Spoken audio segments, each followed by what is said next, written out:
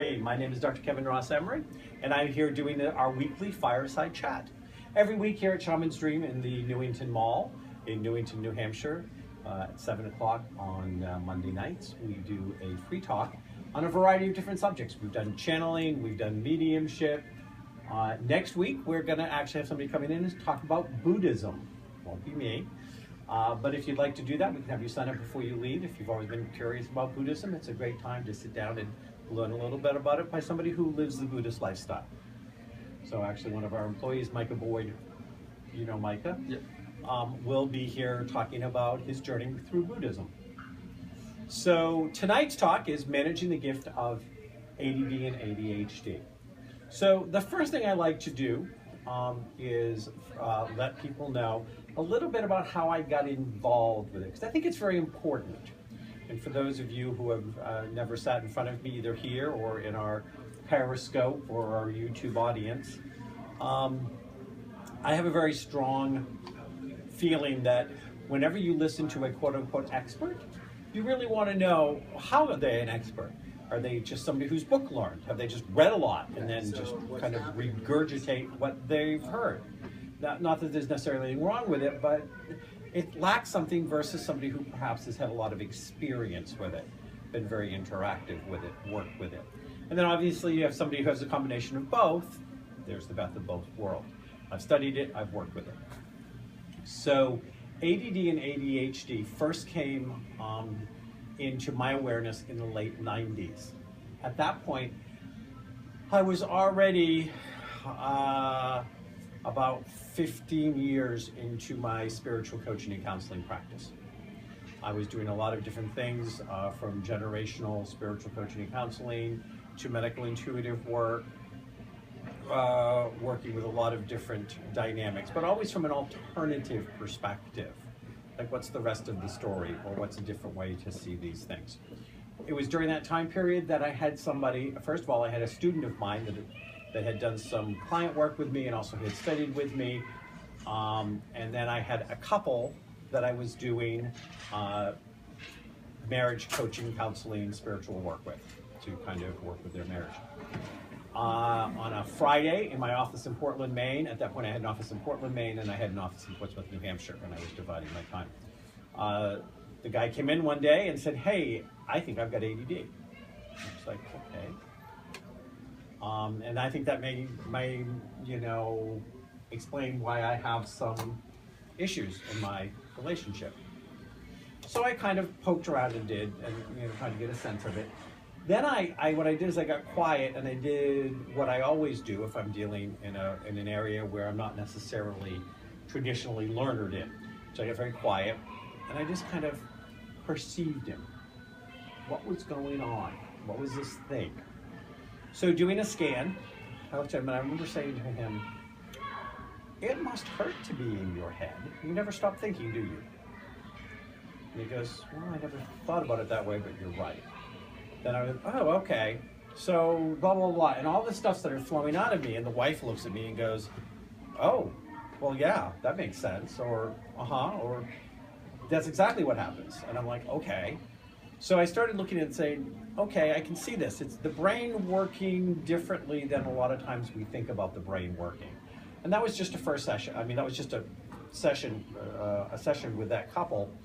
It was like on a Friday. And from that, we actually went on and did quite a bit of work. I'm happy to say that couple is still together. Now, the couple at the time had decided that they were having problems because he had retired. He was 68 years old. And when he was a workaholic, none of these issues came up because he was never home. Now they had to actually live together. And this is when they all kind of like, it drives me crazy that this and that happens, So there was this perspective of, we always thought, what little I knew about ADD was you think about little kids. Well, I got a 68-year-old man here with ADD. So what's the story? And in his case, he had had issues during his life with being an alcoholic, a workaholic, anger management issues, things like this. A lot of those could be associated with some of this thing that they were calling ADD. It was on a Friday. Now, on a Monday, this woman that had been a student and a client of mine called me and said, "Can you help my child?"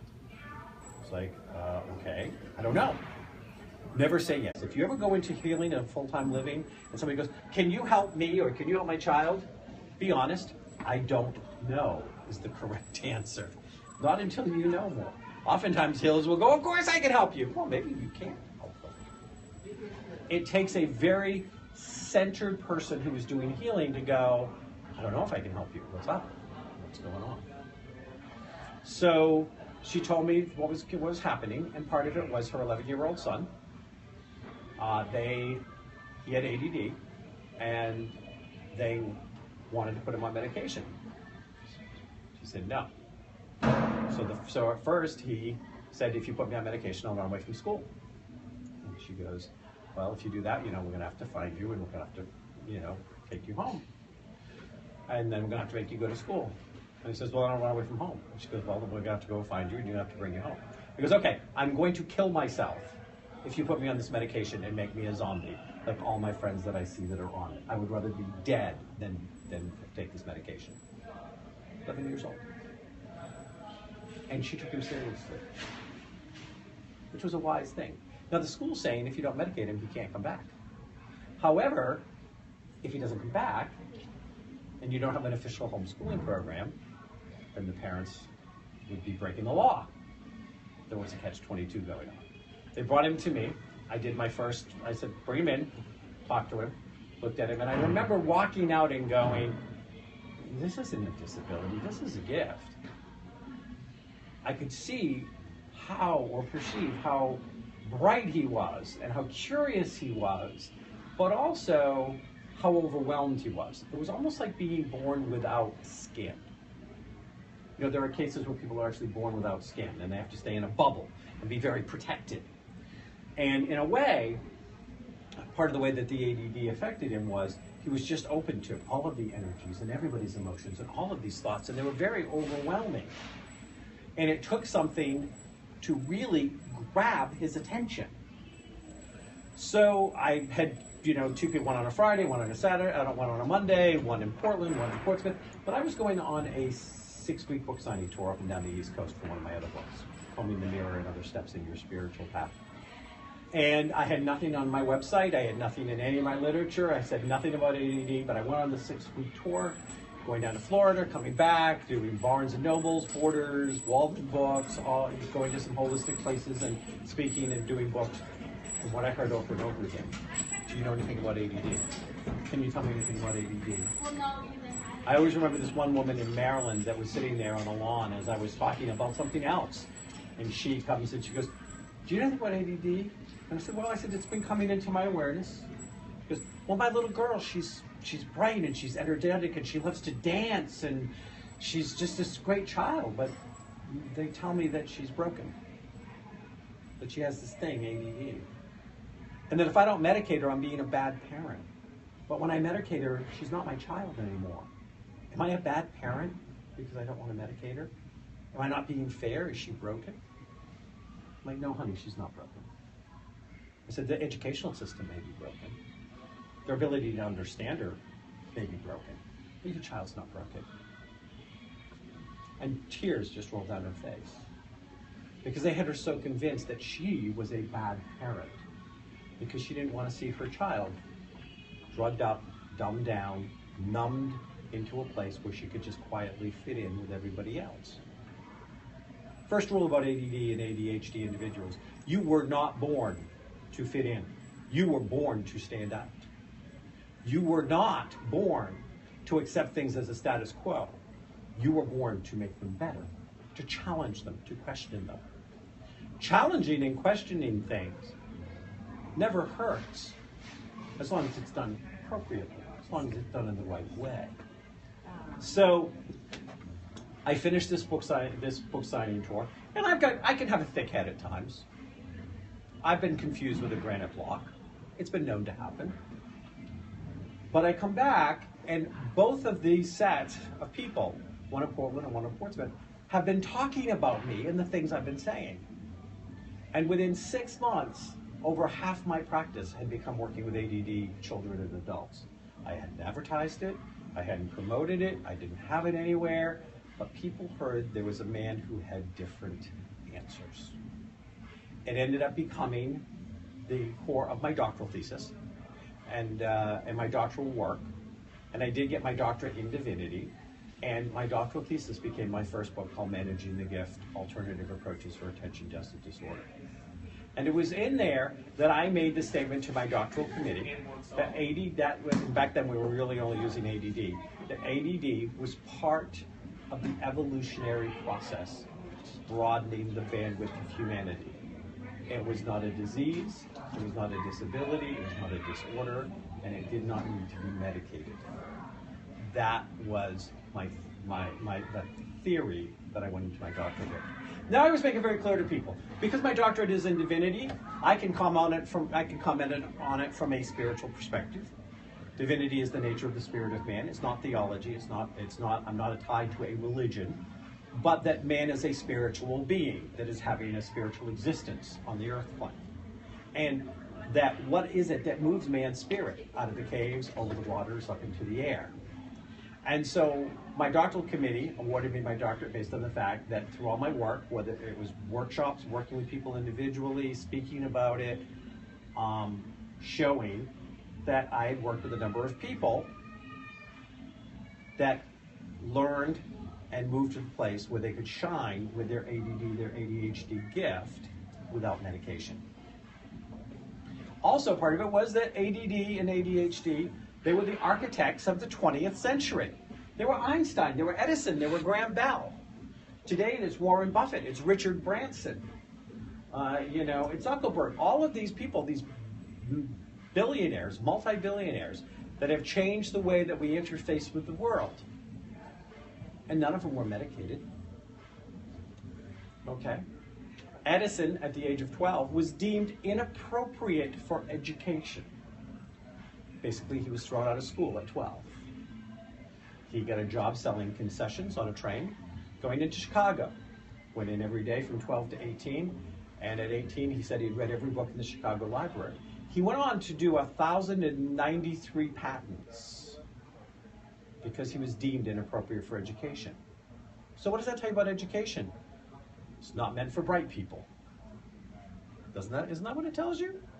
That really smart people really aren't appropriate for middle of the road, mediocre education that teaches you to think inside the box, does not challenge you in your creative thinking skills, and does not encourage questioning that doesn't fall within a very small, limited set of parameters. The ADD brain,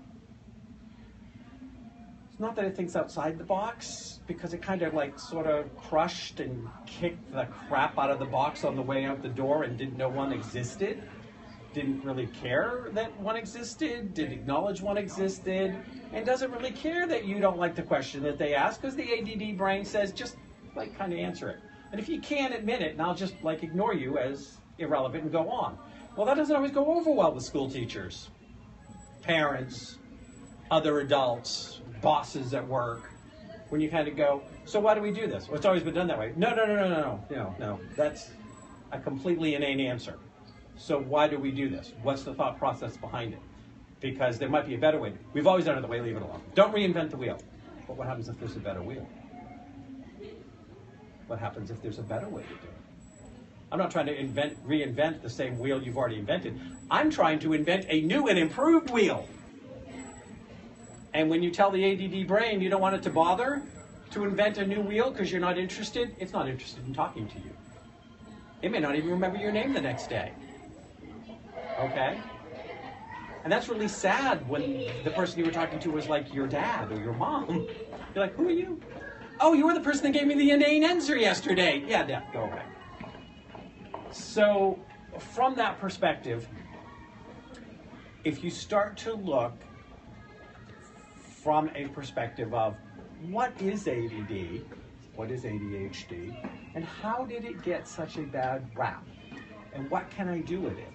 And is it a gift or is it a curse? And those are some of the initial questions. Do we need a... I've had no questions. No questions? Okay, do we need to do a quick turnover break? How far are we in? You don't have to do that anymore. Okay, you don't have to do that anymore. Okay. So anyways, first of all, let's understand that if you were to look at ADD and you were to, there were two things in my original book, and I have several books out on the market since then. And I've got classes you can take on Udemy and at Wake University, and I have DVDs and all of this stuff. But today I'm just trying to give you a little overview. So if you look at ADD and you look at ADHD and you say, so kind of what is it? Well, it's not a disability, it's a diffability. It's a way to learn and process information differently.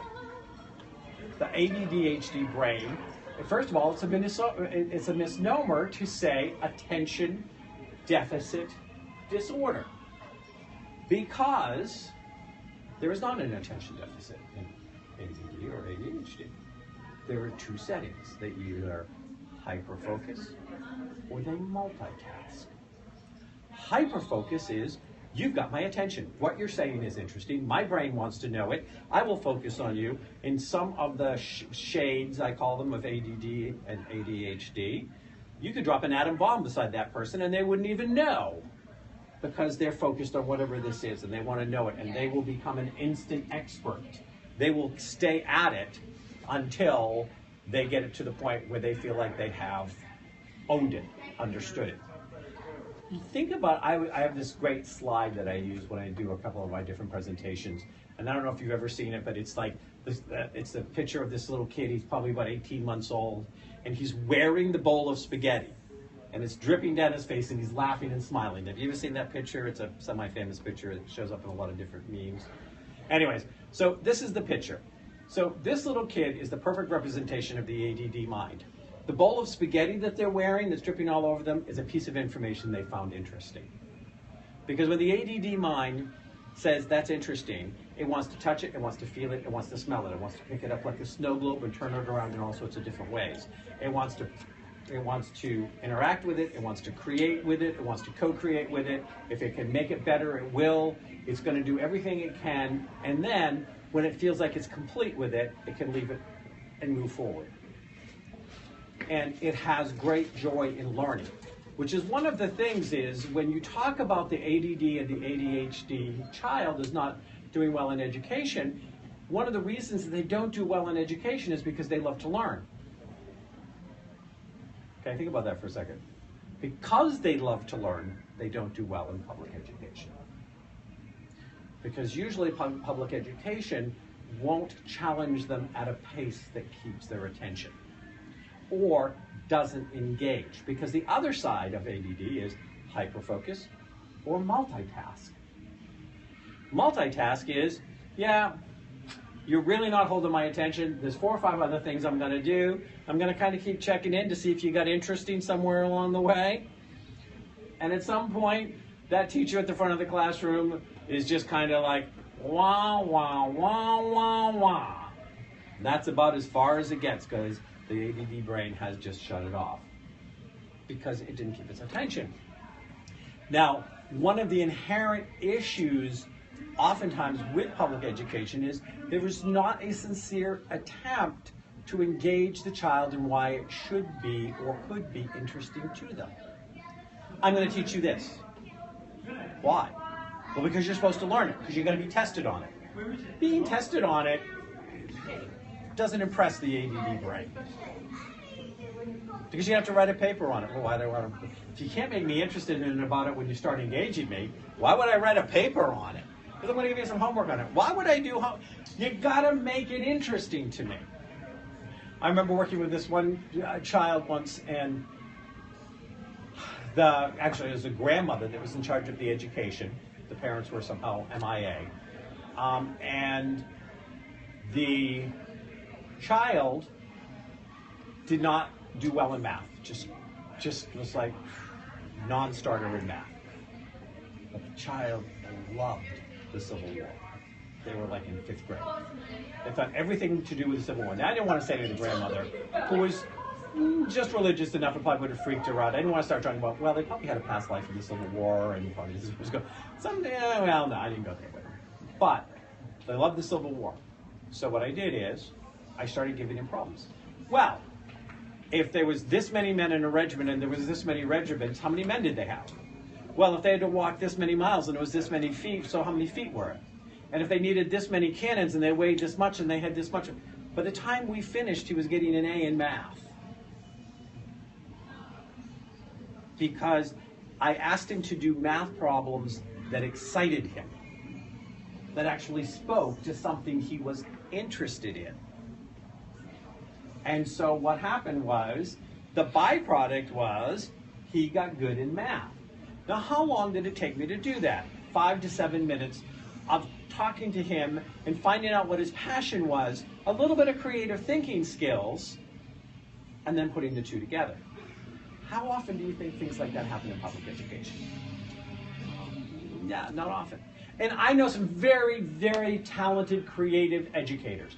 I have teachers that I love. I have teachers I sit down at their table and break bread with them. I think they're fabulous. I know at times they're as frustrated as I am, because what do they have? They have standardized testing, and they've got all of these irrelevant hoops that they've got to jump through, and they've got all of this stuff that stops them from doing real teaching oftentimes. You know, I know many teachers that are frustrated, and in fact, a lot of times people, you know, don't last long times in teaching anymore. The really good ones oftentimes end up leaving because they are so frustrated. Because, you know, ever since the Every Child Left Behind Act, you remember that act, Every Child Left Behind? And that's exactly what it did. And now they've modified it, so it's Every Child Left Behind and Feels Bad About It Act. Because every time the government gets involved in it, they never really include the people that are doing it. You know, they don't ever really talk to the real people in the classrooms and talk to them what they need. They're just trying to figure out something that makes it look like they're doing something. You know, so they can say they did something. So anyways, so with this, the ADHD mind needs to be engaged. It needs to think that there's a reason for it. It's got to be excited about it. There's got to be a purpose. There is a list of things that when I talk about ADD that sometimes people don't always think about. Highly intelligent. You know, and I always tell people, don't look at the answers that people give to decide how intelligent they are. Look at the questions they ask. The ADD mind interested will ask the most phenomenal questions. They'll blow your mind away. They'll be like, okay, where did that question come from? That's a sign of high intelligence. A right answer or a wrong answer is sometimes just the ability or the interest enough to memorize. Well, that doesn't tell you any kind of intelligence. I mean, unless you want to consider memorization an intelligence, and I guess there could be a case made for it, but it's certainly not the ultimate intelligence. There's certainly no critical thinking skills. There's no puzzle curiosity in memorization. You know, it's just basically brain vomit. Take it in and vomit it out in the right order, and they pat you on the head, and they kick you on the backsides, and they move you to the next grade, right? It's about the size of it. How do I just get you through? Just get you through and get that graduation cap on you, and my numbers look good. So in this, you're talking about kids that have to be engaged, that intelligence has to be challenged. They have to have a pace created that they will keep up with. And if they're not so interested over here, well, figure out where you can cross over and what is the minimum they really need to do to get forward. And that's okay. Because whatever they're passionate about, they will become an instant expert on. They will have a PhD understanding with it within 3 months of deciding they're interested in it, if not 3 weeks, depending on what it is. I love the case of there was a young man, it was about a year and a half ago, and at the age of like 11 or 12, his parents were told by the school that he should go into special ed classes, and that basically, you know, he had a learning disability that was going to keep him from really kind of ever making anything of himself. You know, like we used to call it mentally retarded. The parents thought the educators were full of crap, took the kids out of school, knew how bright their kid was and how bored he was in school. And at 15 or 16, he was going to, I think it was Brown in the PhD program for neurosciences or physics or something. And he's now like 15, 16 years old, and he's getting A's in a university setting because he was too mentally retarded for junior high school. True story. Okay, so, but the school didn't know how to engage him. Didn't have the money, didn't have the time, didn't have the interest, I don't know. because that was not one of my kids. I have some kids that have done some pretty amazing things themselves because we circumvented the system instead of trying to go through it. So, highly creative. These are very highly creative individuals. And when you can engage the creative, whether it's in problem solving or whether it's in music or it's in storytelling or acting or performing or being a comedian. ADD, Whoopi Goldberg. Anybody here like Whoopi Goldberg? She's kind of funny, ain't she? She's a hot shit. Am I supposed to say that on air? Anyways. It's the internet. It's the internet, yeah. Anyways. But she's there is a whole list of comedians, very famous comedians, crazy comedians, including Robin Williams, who are all ADHD. And part of the craziness that makes them so funny is that ability to go and bring things down and find humor or what in anything. Maybe it's a musician.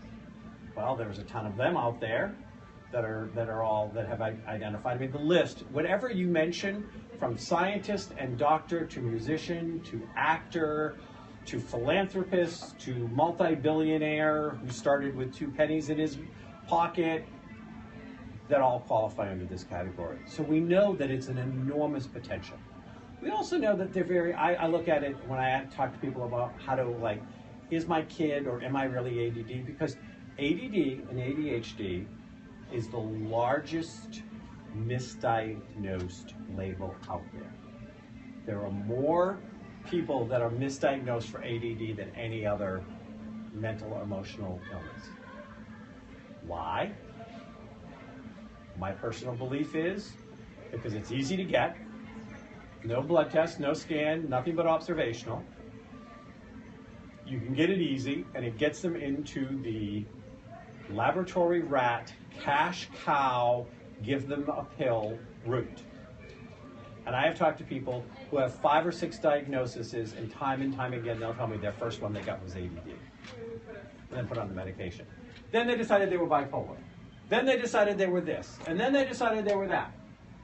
But that first one never dropped off. So they walk around, and I talk about ADHD, and guess what? They never were. But it was an easy way to get them in the gerbil room.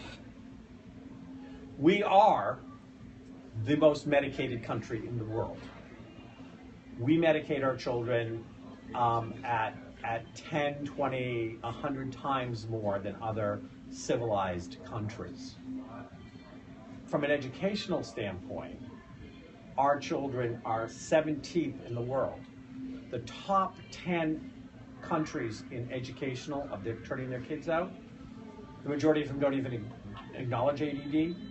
If they do, they don't medicate it. They just figure out how to work with these kids. And everybody over here will tell you, I don't know what they're doing. Well, they're number 1 and number 2 educationally in the world. I think they know something, because we're 17. And yet we went through a period a few years back where in 1 year there was a 400% increase in the medicating of 2 to 4-year-olds with ADD medication. I want people to keep something in perspective. Let's say you have a child. I'm coming to you in full transparency and saying, I think your child has ADD. They're showing all the signs. They're really hard to deal with. So I tell you what, I'm going to take this mirror, I'm going to cut a few lines of cocaine, and I want you to have them snort 1 a day and tell me if it improves their behavior. I think we'll be okay. Are you going to say yes or no? Okay. Yet, the majority of all ADD medications are from the same family as cocaine. So if they were really transparent and told you, we found a way to legally sell your 4-year-old cocaine so that they can sit there and go, so they don't bother you anymore. So you can be on Facebook, so you can be messaging, so you can be taking work home, and they're going to be zombified in front of the TV. You go, oh, that's great. Thank God you let me know what's wrong with my child. Yeah, it's called their parent. Because these are high-energy kids, and they're not easy to parent. And they need a lot of intense energy, and they need to be challenged, and they need to be taught how to advocate for themselves. And you need to be advocating for them. And you need to not let them be put in a box that they don't fit in. Because guess what? What did I say the first thing was? They weren't born to fit in. that were born to stand out. Well, when you have a child that's born to stand out, you better get prepared and dress well, because you're going to be standing out there with them. Or society and the educational system is going to try to crush them. And that's what happens. So let's talk again about the ADD. So highly intelligent, highly creative, good critical thinking skills. When they're interested, they want to solve the problem. Natural inventors. Again, let's look at Edison. Einstein, who by today's standards would have been considered ADD, was considered mentally retarded at the age of 5.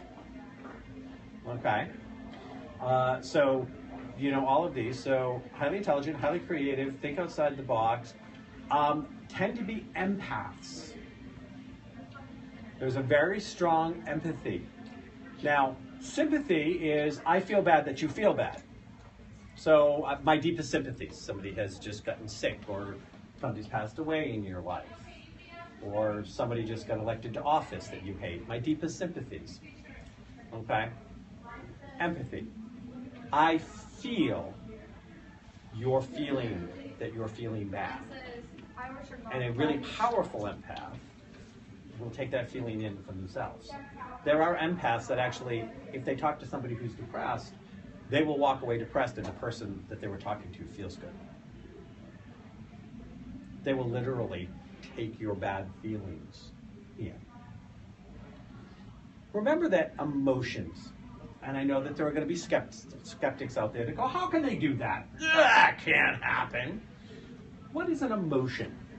An emotion is an energy in motion.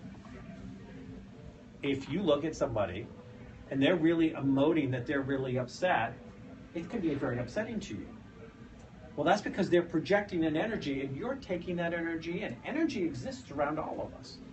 If you don't think you get a little energy field around you, go find somebody who does Kirlian photography.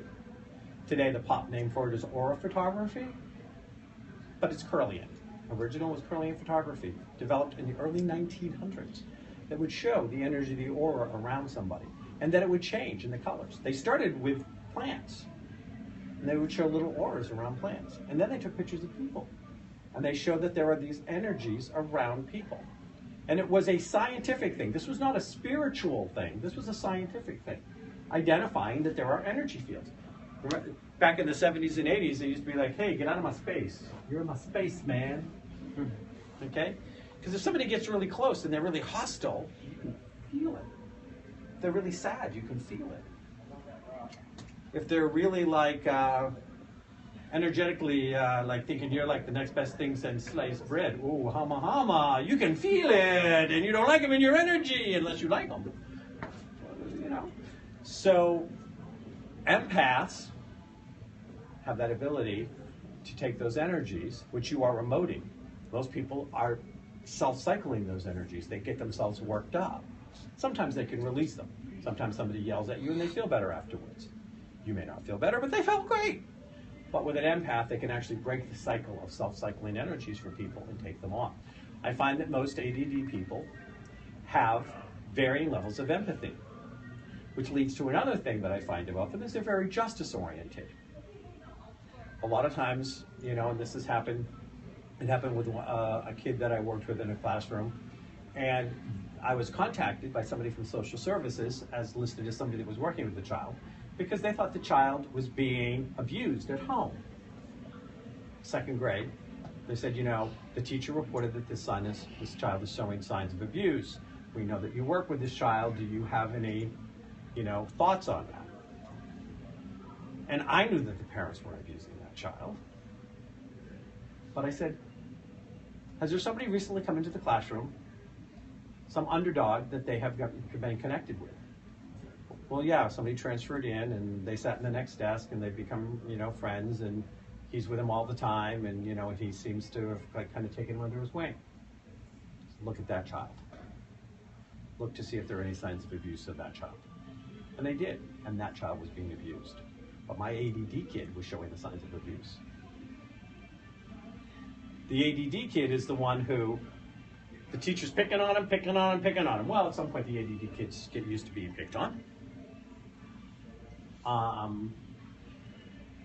But the teacher then turns around and picks on somebody that ADD kid feels a sense of responsibility for, or feels like isn't fair or isn't being treated right, and the ADD kid will get into the teacher's face defending the other kid. They won't defend themselves, but they'll defend the other kid. That's what I call that sense of justice. There's also something that's very childlike about ADD and ADHD. And I always say, I call them all my kids. You know, at this point, there's, you know, if you believe all the statistics and numbers, there's, 25 million people with children and adults with ADD and ADHD. So I always like to do this little survey. These are all my kids. Do I look pretty good for giving birth to 25 million kids? Am I not? That's a lot of labor and deliveries, right? But anyways, but if you look at that, I call them all my kids, whether they're 8 or 80, because there is also this little kind of naivete. They get that bad things happen, but they never really get why. And they don't really desensitize well. Now, sometimes things can be completely on their blinders, and they just don't see. They have their own little funnel, especially if they found their passion and they're hyper-focusing about something, they can actually seem like they're completely in a world of their own because of that. But an ADD child will get that there's war and people kill each other, but they'll never get why. Why would people kill each other? That's pretty stupid. Why would we cut down the rainforest if we know that it's our breathing system for our planet? Why would we do that? So they get it, but they don't get it. And it adds to a kind of almost childlike naivete that will show up at times. They get it, but they don't understand it, and they don't really get it, and so sometimes they have a hard time. And they can be taken advantage of. People can take advantage of that.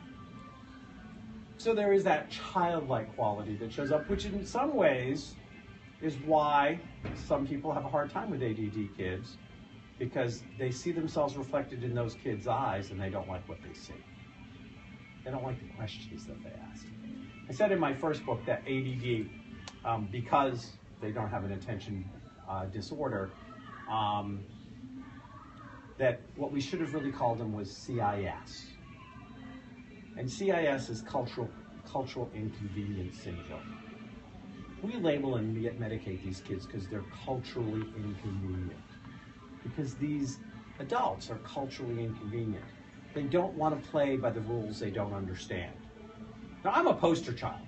I am clearly a poster child. And I always say to people, hey, I follow every rule I agree with.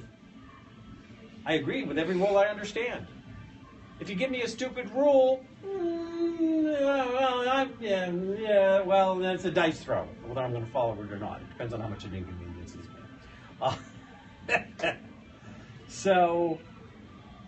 But we medicate these kids because they're culturally inconvenient, because they're too energetic for the classrooms, because they're bored. And first of all, we shouldn't be making small kids sit for hours at a time. It's not even healthy. It's not physically healthy for them. It's not emotionally healthy for them. It's not the way that it's supposed to be. When you're a little kid, you're supposed to be running around. You're supposed to be active. You're supposed to be doing these things. And there are so many things we can do, but it doesn't fall into the conveyor belt type of mentality that the public education system was founded on. And so I always love, there's a way, some of the countries I've looked in how they deal with ADD, especially the countries that don't even acknowledge it or would never label a kid like that. But there are some countries that what they'll do is, if you have a really highly intelligent kid that's bored in a classroom, the teacher will take that child, or one or two of those children, at the beginning of the class, go over what the whole lesson is for that day as fast as they can, just really go through it with them, and then let that child teach the class. Or let that child, or a couple of them, break the class up and work with them in groups to communicate the information, to do the classwork, to do the stuff. They put the kids in a position where they're responsible for communicating the information. And even if they don't like the information, guess what happens? They learn it because they're going to teach it. And then by teaching it, they stay very interested because they will go to the person that is most struggling with it and make it their life mission to teach it to that child and explain it in a way that that child can get it. Now, does that sound like a better way of handling it than passing pills out? Okay? Empowering that child instead of destroying their self-worth and their self-esteem. So, a few different things. and you know, this is just meant to be a little overview talk. I will say I do have several books out, DVDs, CDs. Several of them are over there on ADD, ADHD. If anybody in the listening audience sees this and they come in and say, hey, I heard Dr. Kevin's talk, or if you guys want to, anything that you get will be 10% off that's ADD related that I've done. That's here at the shop. Some of my ebooks I have no control over, blah blahs. But, so anyways, so there's a few different things. Because they were the architects of the 20th century, if we did not have this thing coming in that we call ADD and ADHD, we might not have electric lights. We might not have movies. We might not have TVs at the level we have them. We wouldn't have the internet. Okay? We wouldn't have computers the way that we've got them today. If you took all of the ADD people out of the last 125 years, you'd still be talking with 2 tin cans and a piece of string. You'd still be reading books by candlelight, not on readers. If you took everybody out that was ADD and ADHD, you would have illnesses that were fatal and terminal, that would still be fatal and terminal because they would not have been eradicated. Okay? If you look at what absentee these children, the majority of which were never medicated, medications weren't even an option. When you think about what they give us, and then we repay their descendants by disabling them. If you tell somebody often enough and long enough, and consistently enough that they're disabled, you will disable them. They will become disabled in their mind. Their self-worth and their self-esteem will get destroyed. They will end up as the alcoholic, the rageaholic, the workaholic. They will end up being counterproductive instead of productive in moving humanity forward. And we do this why? Because millions of dollars are made off our children every year by medicating them. Millions of dollars are made through the educational and the social work system by making sure that these kids are kept disabled. Most of the studies that we see here in the United States were funded by drug companies. We get the results they want us to get out of those studies. They will forget to tell us stuff or backplay stuff that would change the whole meaning of the results if you actually knew it. For a while, I had somebody who had a degree in neuroscience that worked for me and did like labs and all of that stuff beyond my capacity or interest. And she would look after study that was coming out. And she'd say, yeah, but they didn't tell you this, but they forgot to mention that, or they didn't point that out. And she knew what to look for. And she was the one that really started making me angry at how hoodwinked we were getting. And again, it said it came from Harvard, underwritten by a drug company. Said it came from Yale, underwritten by a drug company. Said it came from Brown, underwritten by a drug company. And if the drug companies don't get the results they want, they stop the funding. They're not going to write a check that's going to hurt their bottom line. Don't ever think that drug companies are altruistic. They're not. They're profit-driven. Absolutely. I'm not saying there's anything wrong with profit, but they are profit-driven to the point where they'll forget to mention that 100 people died during testing and then pay $2 million after they've made 20 when they take the medication off the market. Happens all the time. They get, oh, there's a $2 million fine. Okay, you see, that's still $18 million in profits. Only 100 people died. Yeah, they weren't important 100 people anyways. I didn't know any of them. Happens all the time. There was a study done that was not by a drug company. That came out of Canada. The most extensive research that was ever done in the subject. 11 years they followed. They followed these children, hundreds and hundreds of children. They followed them through 11 years. I think it was like 1,000 children for 11 years within school systems. And they came to this conclusion after 11 years of following these kids. that the boys who were not medicated outperformed and were healthier than the boys that were, and the girls that did not get medicated were actually, that the girls that got medicated had more self-worth, self-esteem issues, depression issues, and were not performing any better than the girls who weren't. So we had this huge research study that said, don't medicate. If you look at the whole span,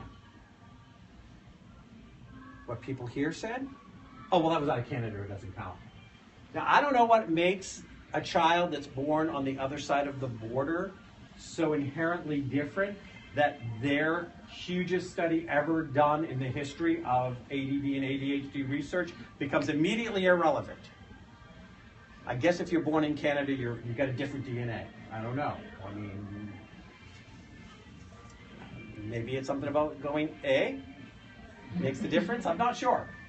But it got so trashed here, yet it was the best study ever done. Because it basically said we shouldn't be medicating them. We should be giving them extra support. We should be educating them in a way that they learn, but we shouldn't be medicating them. So, I hope you found this helpful. If you want to find out more of my stuff, you can find it at mydrkevin.com. I have a YouTube channel, mydrkevin.com. Pinterest, Instagram, Tumblr, Twitter, mydrkevin.com, MYDRKEVIN. I put out a ton of videos. I have books, DVDs, CDs on this subject. And then for those of you who are the listening audience, I'm here several days a week. I do offer intuitive intervention sessions. I do private work with clients still, ADD, ADHD, medical, intuitive, you name it. But I want to thank you very much for coming. I hope you found this as a good usage of your time. I will take one question each, and then we're going to roll it down. If you have one. If you don't worry about it. Does anybody have a question? Do I have any questions from the listening audience? You don't know because you're taping. Okay, well, thank you very much for coming. Have a good night. And next week, we're going to be doing one on Buddhism. So please feel free to join us. Thank you. You're welcome.